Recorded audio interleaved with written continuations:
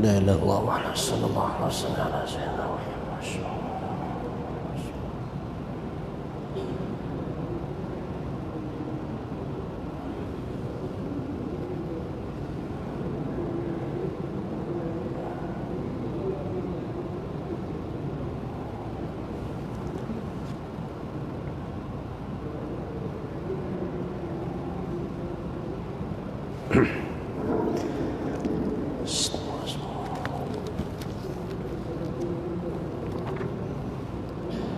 أستغفر الله العظيم الذي لا إله إلا هو الحي القيوم وأتوب إليه.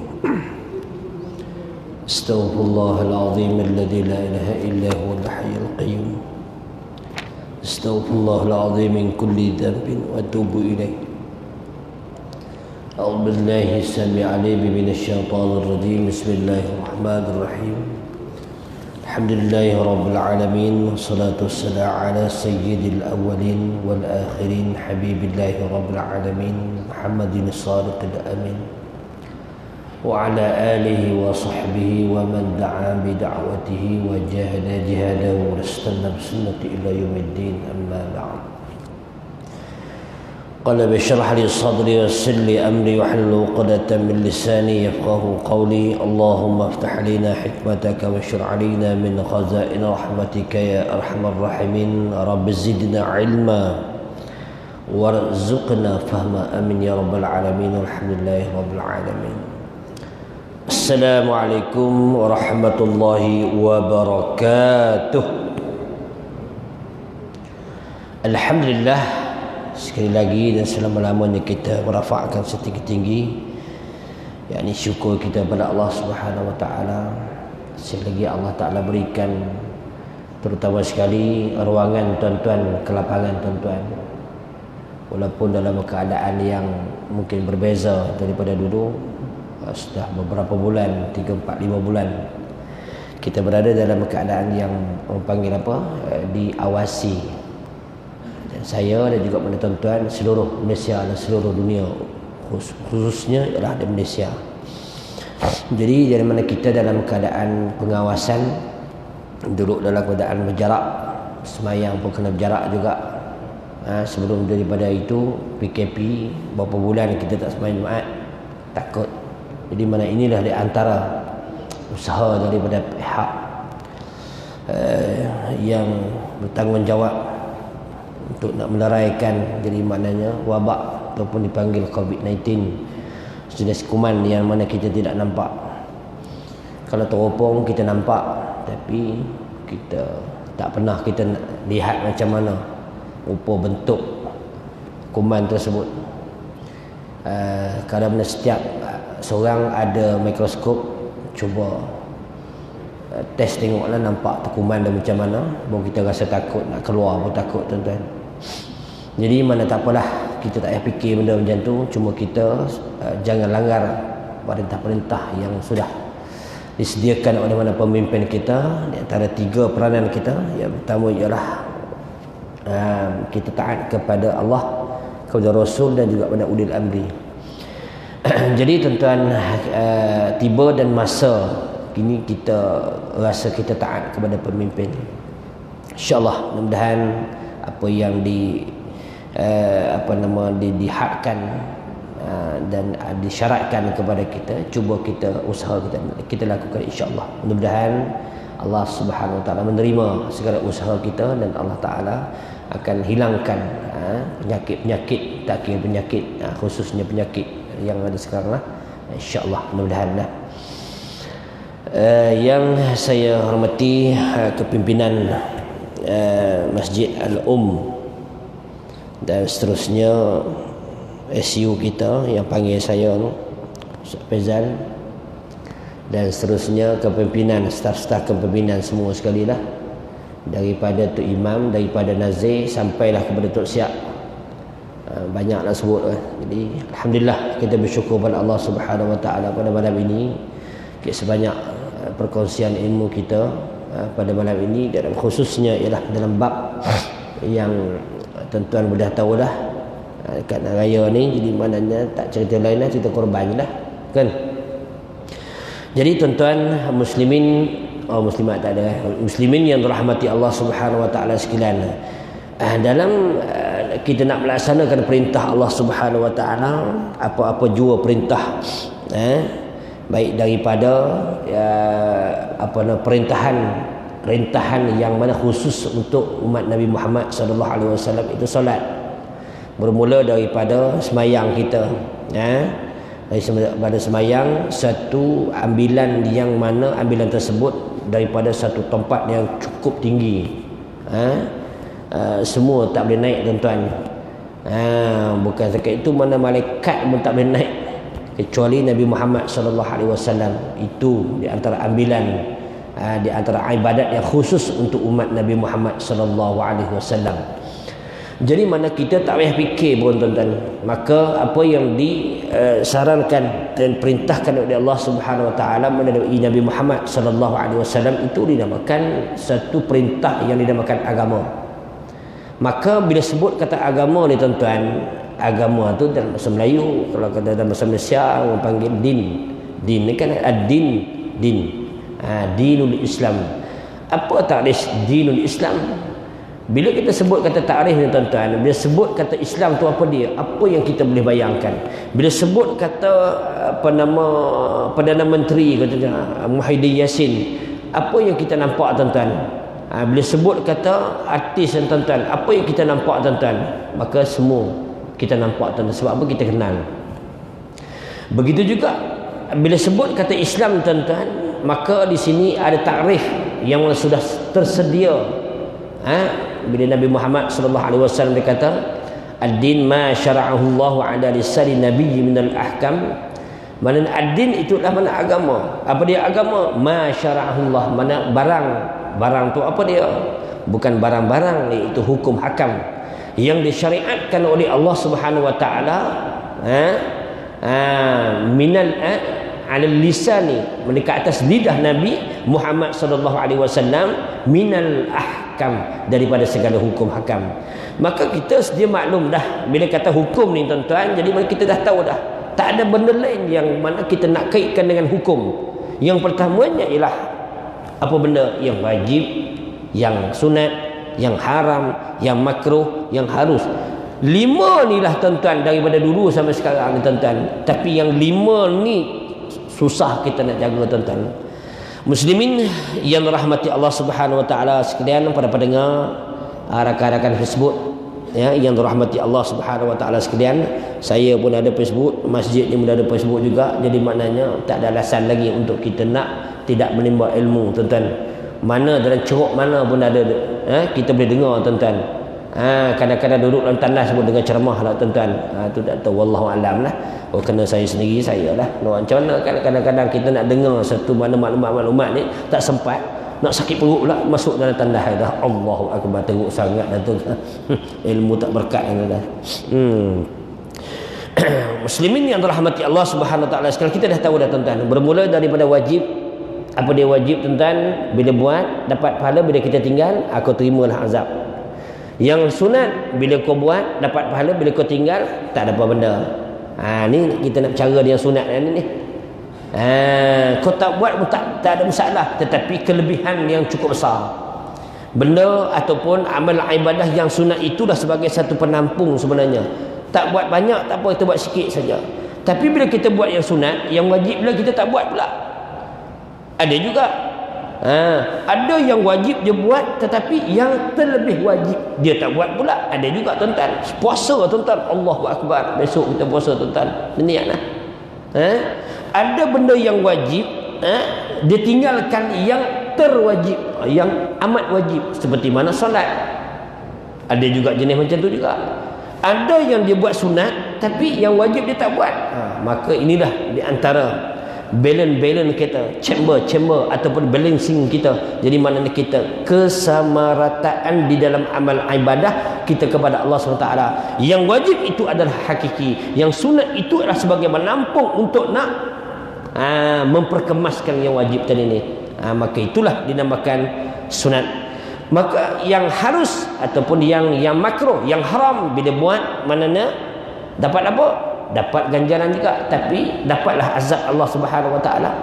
Bila kau tinggal saja, dapat apa? Dapat pahala, dapat ganjaran daripada Allah Subhanahu Wa Taala. Dan juga yang harus, yang makruh, bila kau buat, dapat apa? Bila buat tak dapat apa, bila kau tinggal dapat pahala. Tu makruh, tuan-tuan. Sebelum ni kita tak pernah bicara buat makruh. Bila buat tak kena apa-apa. Tak. Bila kita tinggal dapat pahala.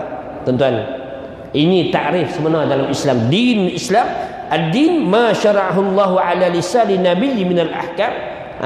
Ad-din itu ialah benar barang hukum hakam yang Allah Subhanahu Wa Taala sudah tetapkan kepada Nabi Muhammad sallallahu alaihi wasallam. Bukan ambil di sini, tuan-tuan, ambil di sana, tuan-tuan. Dalam peristiwa Isra Mi'raj, tuan-tuan, Allahu akbar. Sehingga malaikat nak bertemu, nak hantar, dia kata aku tak boleh naik, dia kata kau seorang saja naik. Itu di antara termulia dan juga maknanya hebatnya ataupun orang yang paling mulia, manusia yang diiktiraf oleh Allah Subhanahu Wa Taala, sehingga Allah Taala nobatkan kepada Nabi Muhammad sallallahu alaihi wasallam suatu pangkat dan dinamakan iaitu abid. Betul abid? Tak. Abid tu iblis pun dapat juga. Habibullah, iblis pun dapat juga habib. Abid ni habib. Habib ni kekasih Allah Subhanahu Wa Taala. Iblis dia dapat abid, orang yang sentiasa melakukan amal ibadah kepada Allah Subhanahu Wa Taala. Dua ni berbeza, tuan-tuan. Habib dengan abid. Abid ni orang yang sentiasa melakukan amal ibadah, seperti mana iblis kecundang dengan sebab apa? Dengan sebab bongkaknya iblis, laknatullah. Dengan salah sebut pula iblis alaihi salam pula. Ada setengah ada iblis alaihi salam punah kata. Kan? Tuan-tuan muslimin muslimat rahmati Allah Subhanahu Wa Taala sekalian. Okey.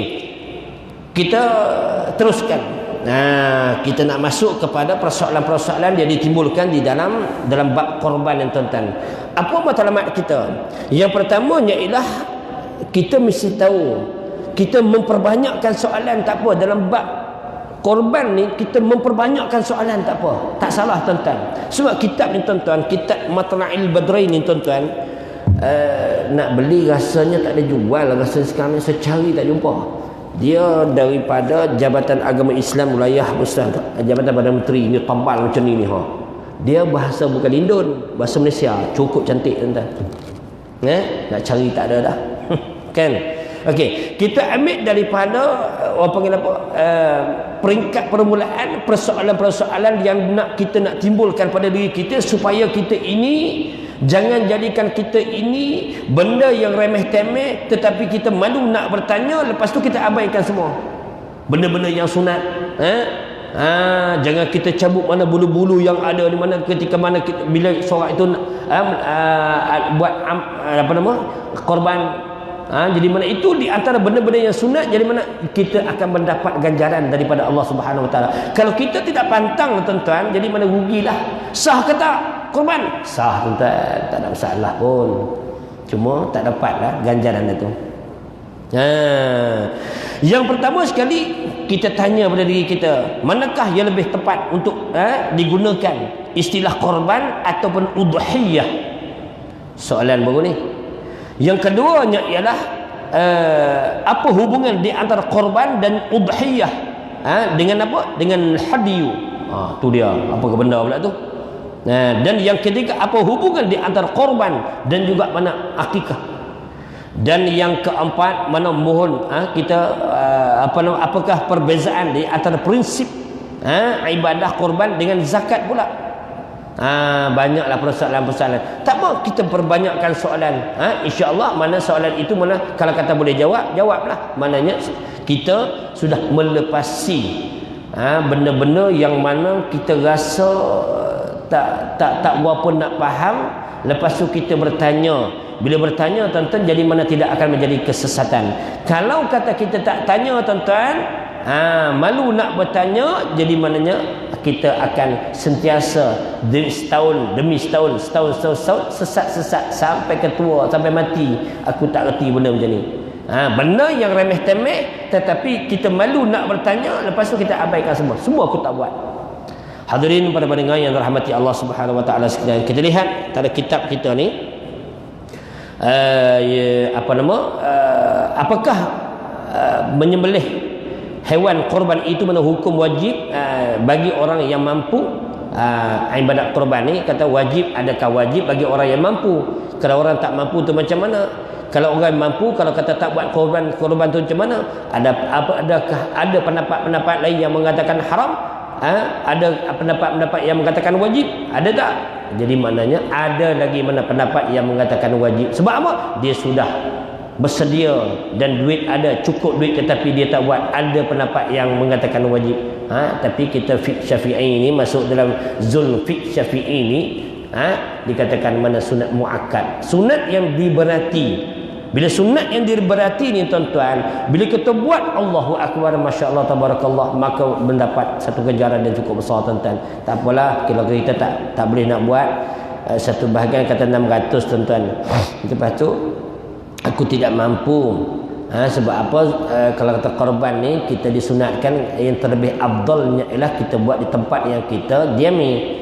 Tetapi oleh kerana tempat kita ni mungkin mahal, aku tak ada duit dah ni, ada 350 je, aku mampu 350 saja satu bahagian, maka pusing cari mana ada 350. Tengok ada, tengok, oi Kampuchea, entah apa, aku masuk tak apa dah. Buatlah kan. Jadi mana tuan-tuan muslimin muslimat rahmati Allah Subhanahu wa taala sekalian. Okey, kita lihat di antara persoalan-persoalan yang lain. Okey, kita tengok di antara takrifnya.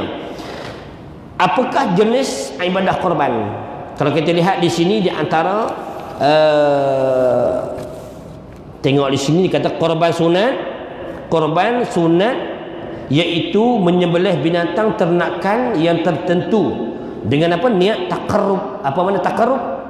Macam inilah beza di antara sedekah dengan apa satu lagi?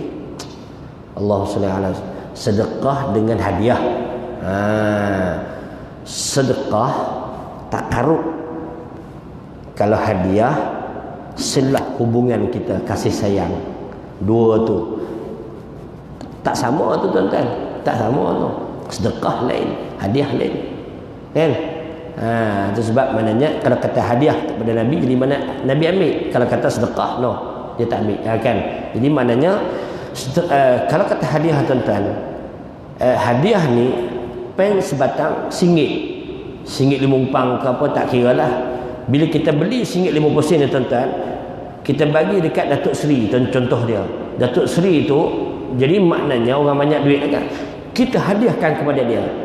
Dia seronok tak? Hadiahkan kepada dia satu pen sebatang yang berharga singgit 50 sen. Rasa seronok. Sebab apa? Ini di antara peringatan sebenarnya. Sebagai jasa. Jadi maknanya kita hadiahkan kepada dia, rasa seronok. Walaupun singgit 50 sen sebatang. Tapi kalau singgit 50 sen, saya sedekahkan Datuk Seri singgit 50 sen ni. Apa singgit 50 sen, aku dah poket CGP sini, aku sini pun ada 1000 kan, sebagi singgit 50 sen, siapa nak kan? Tengok, kita lihat di sini di antara kitab ni. Okey, beza di antara korban.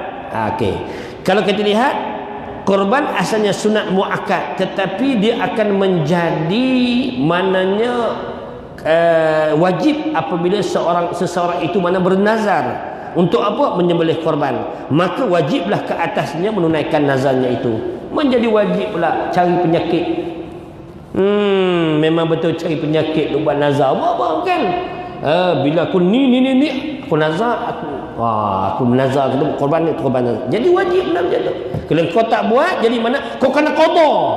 Walaupun 3 hari turut dia kata 10, 11, 12 hari tasyrik, dah hampir kepada ni dah akhir kepada tu, dia tak buat juga korban tu, maka dia kena buat juga walaupun lebih daripada 14, 15, 16 bagi dia kena buat. Itu dipanggil korban qada. Sebab apa? Benda yang wajib. Kalau yang ni tak kisah, kalau yang sunat tu tak buat tak masalah. Benda kena ingatlah benda macam ni kan. Benda kadang-kadang kita terlupa, kita langgar macam tu kan. Dan apakah yang dimaksudkan dengan korban nazar tersebut?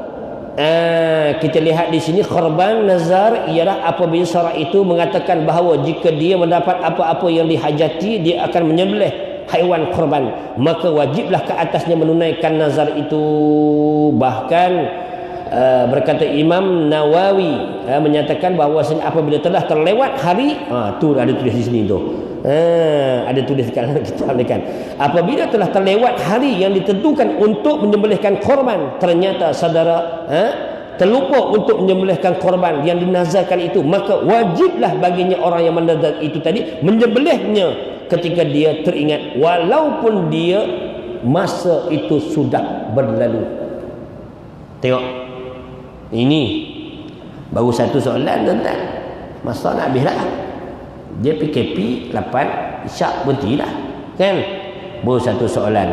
Jadi maknanya tuan-tuan, apakah peranan kita? Pengorbanan korban lain tuan-tuan. Pengorbanan ni usaha kita. Bila usaha pengorbanan kita, usaha kita untuk nak berkorban. Korban lain, berkorban lain, pengorbanan lain. Semua di sini di antara imbuhan awalan, imbuhan akhiran. Oh, apa benar pula ni, kan? Dah letak imbuhan awalan, dia jadi lain pula. Bila kita letak imbuhan akhiran, dia jadi lain pula. Korban, kalau berkorban, kalau pengorbanan, lagi apa lagi? Tahu? Terkorban. Tu dia terkorban. Bila imbuhan di awalan jadi terkorban, jadi maknanya banyak jenis lah kita nak boleh faham terkorban ni. Muslimin yang dirahmati Allah Subhanahu wa taala sekalian. Okey. Apa hukumnya kita melakukan ibadah korban? Dah tahu dah tadi ni. Cuma kita baca dalam kitab ni tabaruk, tuan-tuan. Korban ialah menyembelih haiwan tertentu pada tanggal yang kita sudah tahu dah, 10, 11, 12, 13, 10, 11, 12, 13, jadi mana Zulhijjah tadi lah, dengan maksud untuk kita nak melekat dirikan kita kepada Allah Subhanahu wa taala. Kita ambil nas daripada mana ni tuan-tuan? Ada dalam Quran tuan-tuan. Kalau kita nak lihat di antara pengorbanan yang pertama sekali yang dinyatakan oleh Allah SWT dalam Al-Quran, iaitu pengorbanan daripada, kita ambil daripada Nabi Adam AS. Kita dah tahu dah Nabi Ismail, Nabi Ibrahim, kita dah tahu lama dah tuan-tuan. Kita ambil daripada awal lagi pengorbanan sebenarnya. Bermula daripada anak Nabi Adam AS. Nama apa lupa dah. Qabil dan Habil. Tengok tu pengorbanan. Nak tengok dia ni benar-benar ikhlas kepada Allah SWT. Allah Ta'ala rintahkan kepada Nabi Adam AS, aku tak boleh nak jaga dah anak aku macam mana dia duduk bergaduh ni, kata tak. Allah Ta'ala turunkan, jadi mana arahkan kepada kedua-dua tadi ni, jadi mana kau kena melakukan korban. Nak tengok ikhlas ke tak ikhlas. Jadi si anak yang seorang tadi ni kita buat macam tu. Jadi maknanya ternyatalah keputusannya di antara Qabil dan Habil, siapakah yang benar-benar, jadi maknanya benar-benar ikhlas daripada agama Allah Subhanahu wa taala, yang Allah Taala rintahkan kepada kedua-dua anak Nabi Adam AS tadi ni. Okey. Dan seterusnya ialah apa dia? Maka kita, kalau kita lihat dalam surah apa tuan-tuan, dalam surah Al-Qasar kan, yang Allah Taala sebut kan, maka solatlah kamu untuk Tuhanmu dan menyembelihlah. Maka di sini kalau kita lihat dua peranan kita, sebab ada kata sunat dan ada juga jadi mereka katakan wajib. Sebab apa? Dia suruh menyembelihlah. Jadi peranan daripada mazahib, jadi maknanya berbeza ni, bukan untuk kita nak bersefahaman ataupun nak bergaduh tuan-tuan, tetapi itulah di antara nak menyatakan muakkad. Bila Syafi'i kata muakkad, hampir sikit kepada wajib, nasib baiklah bila tahun agak-agak ni 3-4 tahun lagi hampir wajib jadi wajib tak, dia tak akan jadi wajibnya. Macam kita lah, orang jenis rokok tuan-tuan, duk kata makruh sampai kiamat. Walaupun rokok tu dia letak habis macam-macam tik apa semua dia letak, aku makruh hukum dia. Dua orang jenis hisap rokok, dia kira apa lah kan. Manakah dalil yang mensyariatkan ibadah korban? Dan kalau kita lihat dalil yang mensyariatkan ibadah korban, Allah Ta'ala berfirman, dia kata maka salatlah kamu untuk apa Tuhanmu, dan menyembelihlah. Maka ada menyembelihlah satu arahan tu. Banyakkan di antara arahan seruan daripada Allah Subhanahu Wa Taala dalam Al-Quran, tuan-tuan, Allah Taala seru kepada orang Islam ke ataupun orang beriman. Kebanyakanlah kalau kita lihat dalam Al-Quran kan, jarang-jarang kita dengar Allah Subhanahu Wa Taala seru kepada orang Islam. Apa pula ni ustaz ni? Betul ke dia mengajar ni? Yang tak betulnya pelarian tu yang tak betul pun. Pelarian dengan apa? Hijrah. Itu tak betul, tuan-tuan. Hijrah itu bahasa Allah Subhanahu Wa Taala. Mana boleh kita nak kata pelarian? Pelarian itu jadi maknanya bahasa kita, tuan-tuan. Daripada tempat dia ke sini. Ni Muhammad daripada tempat dia ke tempat dia. Itu bukan pelarian orang panggil. Apa yang bodoh sangat, kan? Kena mengaji bahasa Malaysia. Bukan kalau kata buta sejarah sekalipun, jadi mana kita faham tentang itu saja pun dah cukuplah, kita takkan ini. Mungkin kita buta sejarah, saya buta sejarah, tak apalah, kau ambil sejarah, tapi kita segi bahasa pun dah cukup dah, tuan. Kita boleh faham dah tu. Allahu Akbar. Melalui dah tu. Jadi mana? Jadikanlah solatmu tu ikhlas hanya untuk Allah Subhanahu Wa Taala semata-mata, dengan nama sama sekali tidak mengharapkan kepada yang lain daripadanya. Maka kata musannif lagi, kalau kita lihat demikian juga korban yang kamu tunaikan, niatkanlah hanya untuk Allah.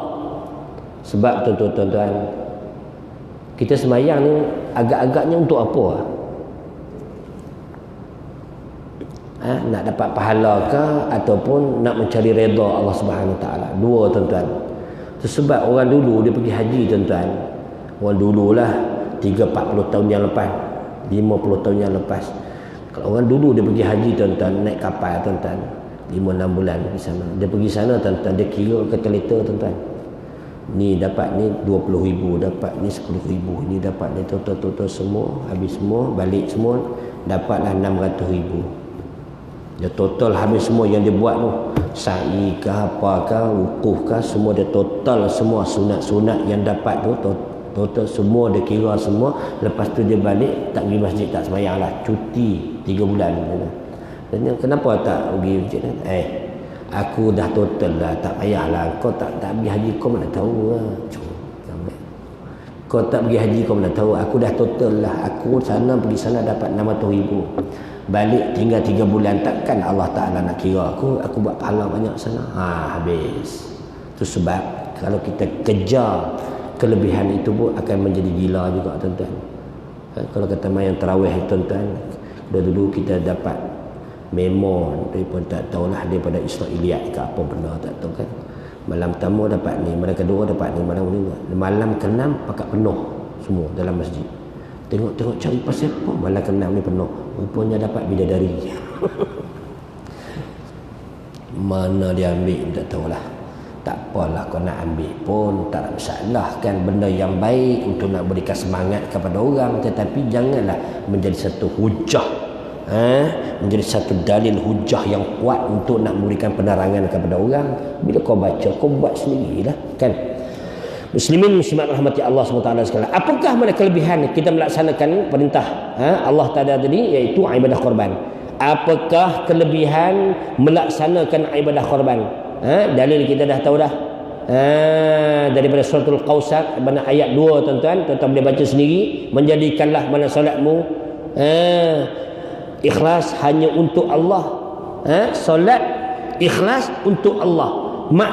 Maksud yang kita faham untuk Allah itu ialah kita nak mencari keredaan Allah Subhanahu Wa Taala.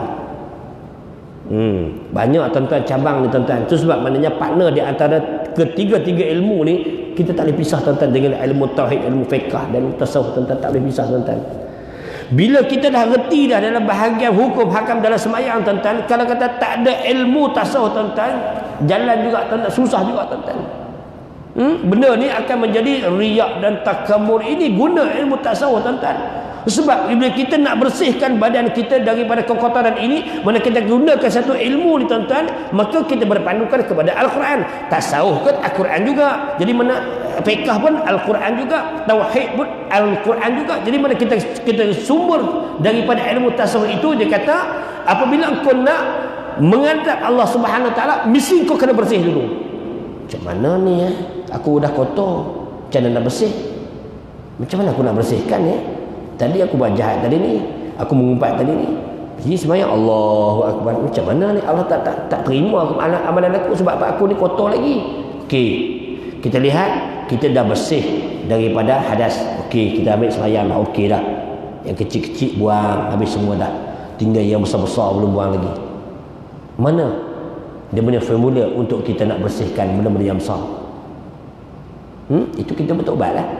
Itulah. Itu sebab macamnya Allah Subhanahu Wa Taala dia suka bagi hamba-Nya bertaubat kepadanya. Kita lihat dalam Al-Quran, Allah Taala sebut, dia kata innallaha yuhibbut tawwabin wa yuhibbul mutatahhirin. Allah Taala kasih kepada orang yang sentiasa bertaubat, dan Allah Taala kasih bagi mereka yang mutatahhirin, iaitu orang yang sentiasa mensucikan diri mereka sendiri. Allahu Akbar. Kalau kita rasa kita dosa banyak, kita tak pandang orang lah, biarlah orang macam tu. Jadi mana sebagai tugasan kita sebagai khalifah Allah Subhanahu Wa Taala, jadi mana bila orang buat jahat depan kita, takkan kita nak tengok biar dia punya hal tu, dia boleh aku boleh tak. Itu bukan jawapan orang yang berilmu, tuan-tuan. Muslimin muslimat rahmati Allah Subhanahu Wa Taala sekalian. Apakah kelebihan kita melaksanakan ibadah korban? Banyak dalam hadis yang menerangkan akan kelebihan korban. Di antara ibadah yang mendapat ganjaran yang amat besar daripada Allah Subhanahu Wa Taala, kalau kita lihat dalam sebuah hadis, antara kefahamannya adalah tidak ada amalan yang dilakukan oleh Allah Subhanahu Wa Taala, tidak ada satu amalan yang dilakukan oleh mana anak Adam pada hari-hari korban yang lebih disukai oleh Allah Subhanahu Wa Taala, melainkan iaitu dia menumpahkan darah. Tuan-tuan, ada dua kefahaman sini, tuan-tuan. Bila tumpah darah, tuan-tuan, ke dalam seksi ataupun pandangan daripada puak Syiah, saya cerita buat puak Syiah lah. Kalau Syiah buat, adalah nak buat macam mana kan. Okey, kita lihat di sini untuk kita nak, kadang-kadang puak-puak yang mana kefahaman mereka ini untuk nak mensucikan diri mereka daripada segala perbuatan kejahatan, kemungkaran yang mereka lakukan. Mereka nak menunjukkan saksi mereka menumpahkan darah. Tu puak-puak tu puak Syiah. Tuan-tuan pernah tengok kan, bila mereka ni nak bertaubat, mereka buat apa? Dia ambil apa batu ketuk je, gelebong. Ada kelebihan dia kata. Bila ketuk-ketuk keluar darah dan darah itu mengalir ke tanah, itulah di antara tanda saksi pada Allah Subhanahu Wa Taala bahwasanya aku sudah bertobat. Kalau macam tu senang lah. Nak tipu boleh ambil darah pacat letak sini, darah banyak lah, dah selesai taubat. Jadi maknanya Allah Ta'ala tak suruh buat macam tu. Allah Ta'ala suruh kita bertaubat saja. Ya Allah, ya Tuhanku, ambillah dosa-dosa, buang yang lalu. Jadi maknanya kalau kita lihat di sini, antara kelebihan kita berpuasa besok hari, contoh dia katakan, itu di antara Allah Ta'ala mengampuni. Dalam hadis Nabi SAW dia kata Allah Ta'ala mengampuni, mana sebelum dan selepas daripada itu Allah Ta'ala mengampuni dosa-dosa. Waghfir lana ma madha, kita doakan, waghfir lana ma madha, ya Allah ampunlah dosa-dosa aku yang telah lalu. Kelebihan, tuan-tuan. Jadi mana dalam kelebihan yang Allah Ta'ala berikan kepada kita, jangan mengambil kesempatan. Tu je. Kita kira, ini kata setahun, jadi maknanya Allah Ta'ala ampunkan dosaku, aku buat jahat. Macam mana dah Allah Ta'ala dah ampunkan aku dah. Dengan tuan-tuan, dengan buat dajjal pula. Muslimin muslimat rahmati Allah Subhanahu Wa Ta'ala sekalian. Okey. Dan kalau kita lihat korban itu mana sebelum sebelum darah binatang korban itu mana jatuh ke bumi, oleh itu eloklah mana korban kamu. Maka barulah mana ternilainya kelebihan mana korban kamu. Jadi mana itu di antara sungguhnya binatang korban itu akan datang pada hari kiamat bersama tanduk-tanduk mereka dan kuku-kuku dan bulu-bulu. Allah Ta'ala memberi pahala ibadah korban itu, sebelum darah binatang korban itu jatuh ke bumi, Allah Ta'ala sudah memberikan ganjaran kepada mereka yang melakukan korban.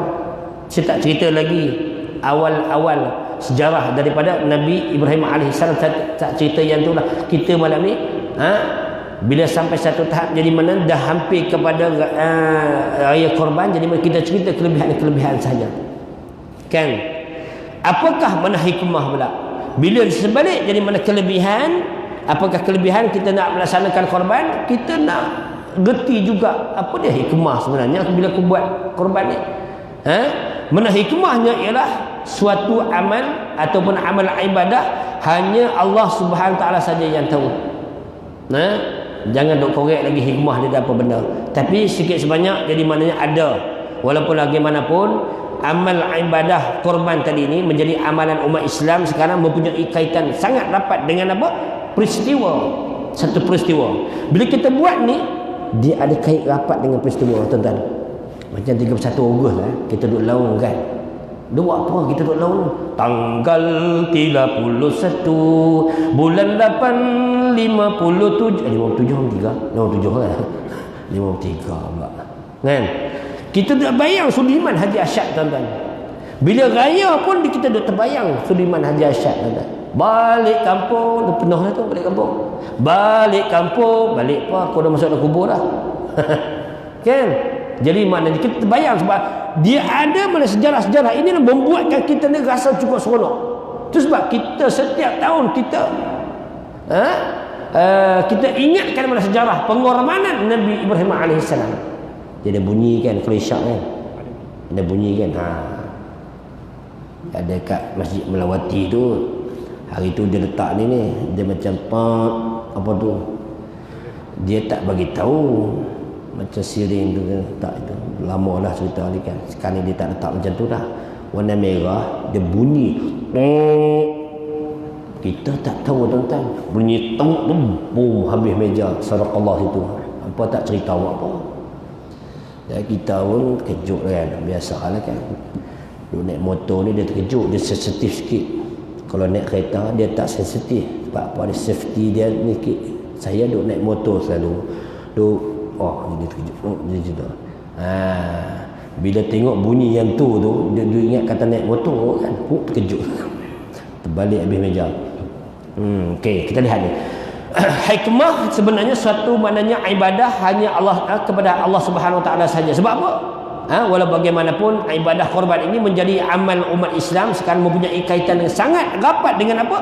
Peristiwa pengorbanan ataupun korban di antara Nabi Ibrahim alaihissalam. Itu dengan apa? Anaknya, itu Nabi Ismail alaihissalam. Maka dengan kita melihat mana peristiwa-peristiwa tersebut, kita dengar dan kita membaca, dan adalah di antara dikategorikan hikmah-hikmah tersebut sebagai panduan dan sebagai suatu natijah apa yang kita dapat sebenarnya. Hikmah ni orang panggil samarah ni apa yang kita dapat bila kita korban ni, apa yang kita dapat.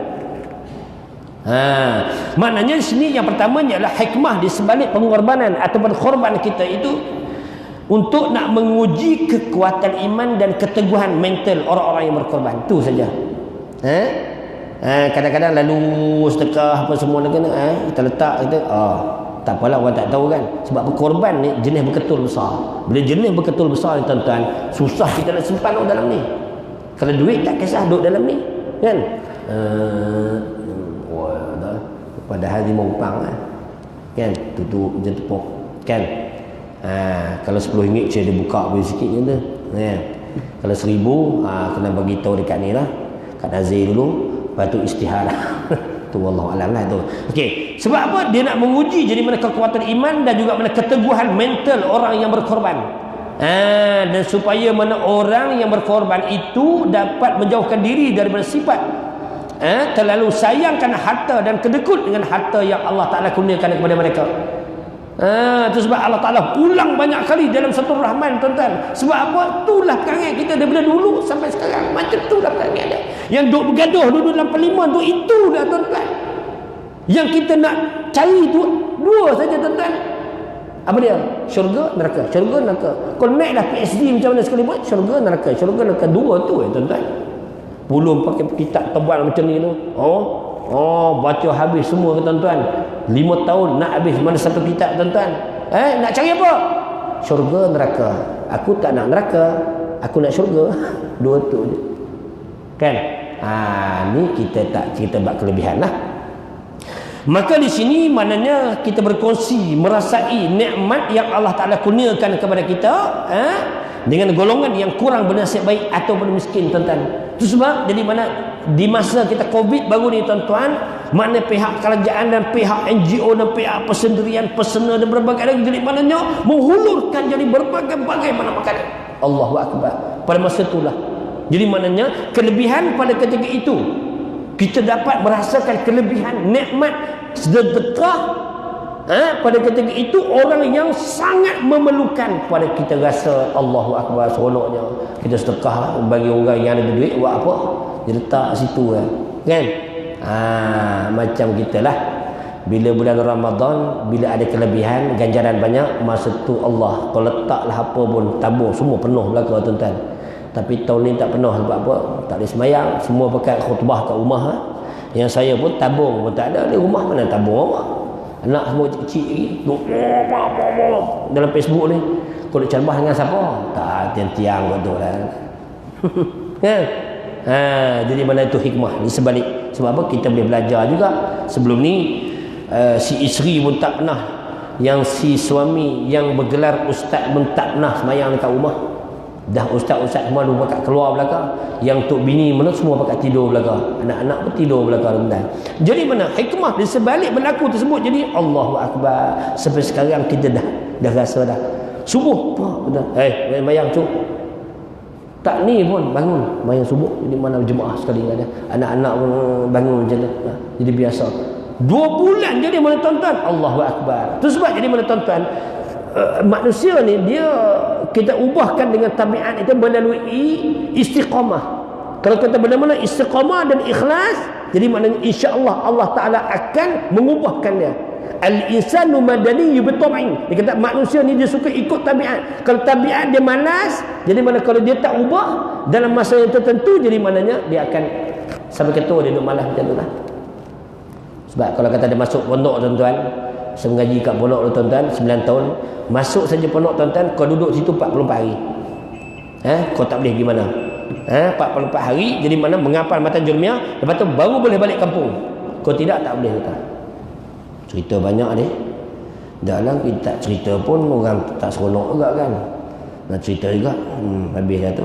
Jadi mana kita berhenti kat situ lah. Tuan-tuan kalau nak ilmu lagi baca sendiri ambil apa nama kitab baca sendirilah, banyak kitab-kitab. Jadi mana kita ni cuma nak beri semangat saja. Saya pun tak pernah semua hidup mari tempat yang jauh macam ni mengajar ni. Hanya 5 minit 2 minit saya hidup mengajar dekat Selayang sana ni. Ini Allahu Akbar bila nak sampai ni. Agak Ustaz Rizal lah tidak tak mari ya. Wallahu alam. Ampun dan maaf jika ada mana tersilap bahasa. Jadi mana Tuan Nazir dan juga mana segala staf kepimpinan kalau ada mana terkasar bahasa, jadi maknanya insya-Allah sama-samalah kita jadi maaf di antara satu sama lain insya-Allah. Yang baik semua daripada Allah, yang kekurangan itu mungkinlah daripada kesalahan saya sendiri, dan insya-Allah saya sendirilah bertaubat kepada Allah Subhanahu wa taala. Astaghfirullahalazim min kulli dhanbin wa atubu ilaih. Aqulu qawli hadza wa astaghfirullahalazim wa lakum. Assalamualaikum warahmatullahi wabarakatuh. Bismillahirrahmanirrahim. Alhamdulillahirabbil alamin. Allahumma razaqna Nabi sallallahu alaihi wasallam awalan wa akhiran wa zahiran wa batinan qawlan wa fi'lan wa ibadatan wa amalan salihan. Rabbana atina fid dunya hasanah wa fil akhirati hasanah wa qina adzabannar. Sallallahu alaihi wasallam Muhammad wa ala alihi wa sahbihi ajma'in. Alhamdulillahirabbil alamin. Taqabbalallahu